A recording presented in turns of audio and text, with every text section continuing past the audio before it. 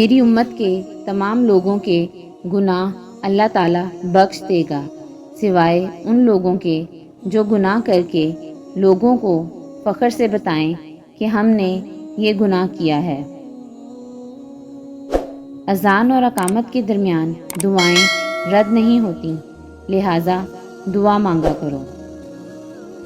جب تمہاری اولاد بولنا شروع کرے تو سب سے پہلے لا الہ الا اللہ سکھاؤ۔ کامل مومن وہ ہے جو خوش اخلاق ہو اور گھر والوں سے نرم سلوک کرنے والا ہو۔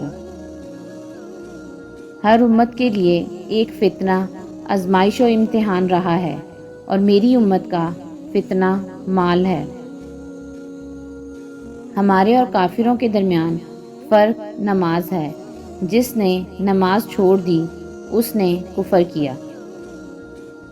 نماز وہ واحد حکم ہے جسے اللہ نے آسمان سے وحی کے ذریعے نہیں اتارا بلکہ اپنے محبوب حضرت محمد صلی اللہ علیہ وآلہ وسلم کو آسمان پر بلا کر تحفے میں دیا۔ صدقہ کو حقیر نہ جانو کیونکہ اس کا ایک دانہ بھی قیامت میں پہاڑ جتنا وزن رکھتا ہے۔ خیرات کیا کرو، صدقہ تم کو دوزخ کی آگ سے چھڑانے کا ذریعہ ہے۔